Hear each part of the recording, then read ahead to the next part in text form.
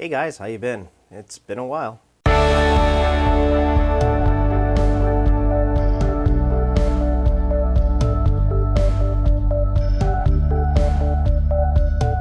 Hey guys, welcome back to the shop. I know it's been quite some time since I last posted a video or a blog post. I'm looking to kick that off again. The simple truth is I just haven't had a lot of shop time this year until just recently in the last month or two. So I want to get restarted, so to speak. So I'll show you today what's on the bench. I want to show you a shop tour. It's been about 4 years since my last shop tour, and quite a bit's changed since then. So I'll show you what I've been working on beyond getting a head start on No Shave November. Alright, when we first come down the basement stairs, what we have here against this wall is where I store my clamps.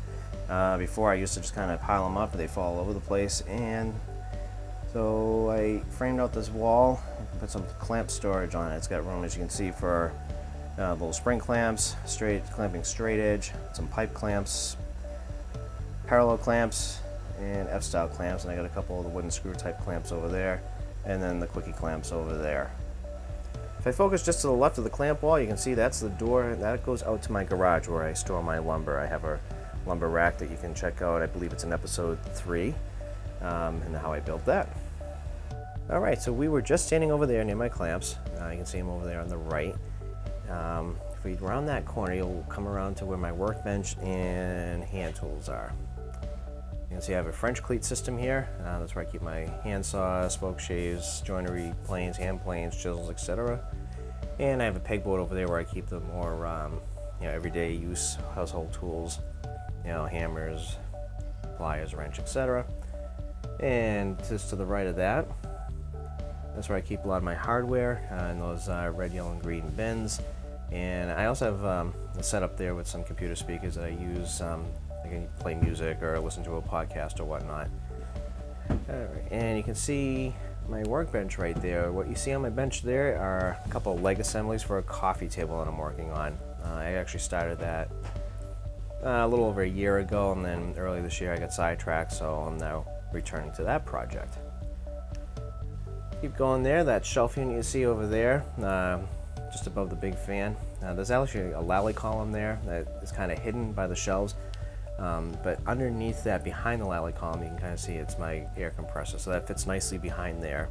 And then I built that shelf unit around it that'll hold my drills, routers, bits, some safety gear, etc.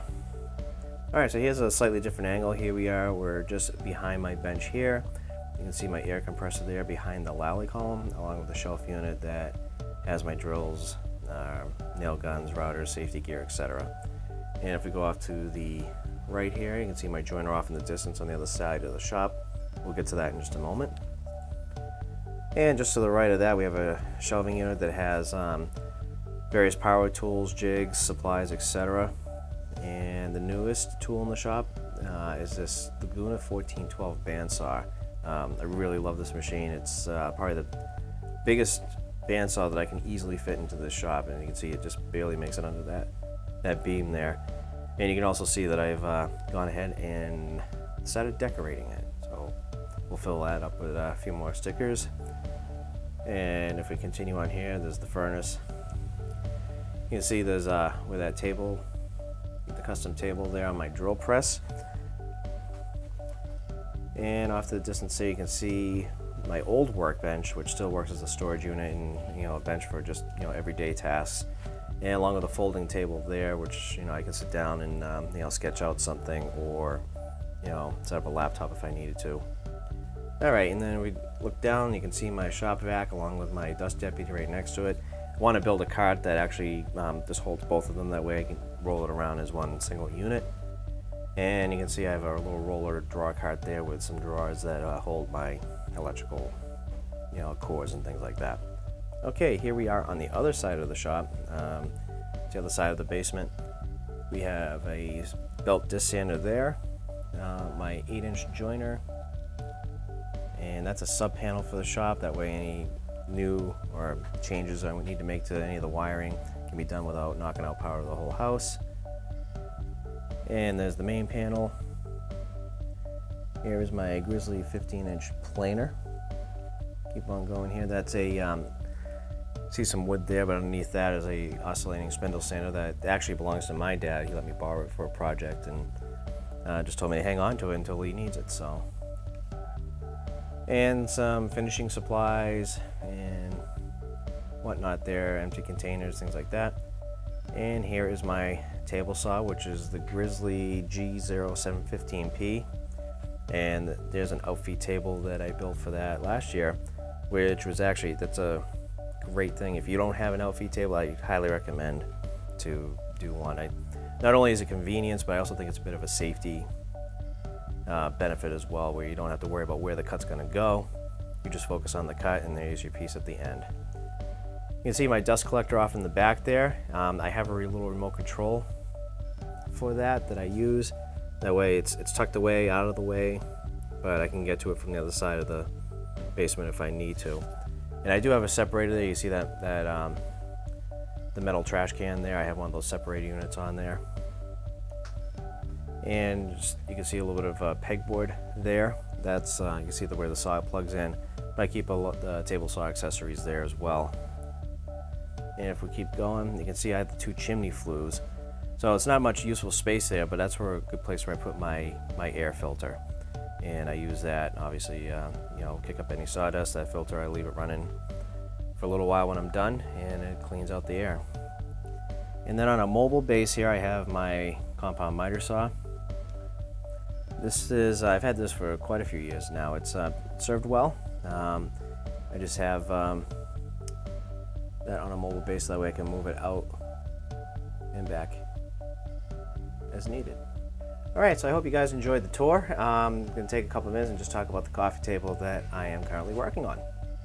Okay, let's talk about the coffee table I'm working on. Here we can see to each of the leg assemblies that I did. The last step I did was to glue on these trim pieces here. I used my shooting board with the 45-degree attachment that you see right there to shoot the ends of those with my low-angle jack plane. And once they were all to the proper length, I used blue tape to tape them all together, except for the last one that made each to be almost like the blue tape to be a hinge almost. I was then able to apply the glue to both the legs and on the inside parts of the trim pieces, and then basically almost wrap it around the leg and then secured it with one other piece of blue tape as well. And then I used these small F-style clamps over here to give it a little bit more clamping pressure. So the next step, you'll see I have these smaller trim pieces here. These will go a little bit further up on the leg. Somewhere here I have to determine the final location. And those will wrap around the table the same way as well. So I'll use the same technique with that blue tape, which was really useful in providing that third, fourth, and even fifth hand. Okay, underneath those pieces that you see over there, the smaller pieces, underneath that you see, that's actually going to be the shelf that goes underneath the tabletop of the coffee table. Now you can see those grooves, or the dados. Which is it dados for with the grain or cross grain, and groove is the other one? I don't know, I always get that confused. But anyway, that will go and mount on these pieces here. Now you see I have elongated screw holes there, that will just mount there. And those elongated screw holes will allow for the seasonal expansion and contraction of that shelf unit. And then once we're done with that, it'll be actually on to the actual top itself, which I still have to mill.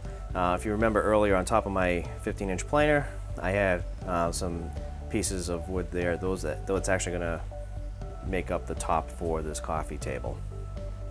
Alright, so what's a nice new bandsaw without decorating it appropriately, right? So I had a small batch of stickers made. You see mine up top there, right in the middle there. Then I had some other stickers that were kicking around in my drawer for a number of years, so I decided to break those out. You can see Matt's Basement Workshop on the upper left there, Wood Whisperer on the upper right. And then I sent Steve over at Mere Mortals an envelope, and he sent me one of his stickers. And David Picciuto over at MakeSomething.tv, he sent me one as well, so thank you guys for that. And then we see Bostonian Barbershop over on the lower right there. They're a really cool barbershop in town where I get my hair cut, both my son and I. And they also have a really good beard oil that I like to use since growing out the beard. And speaking of beards, over on the left there you see that beard icon, that's Beard Brand.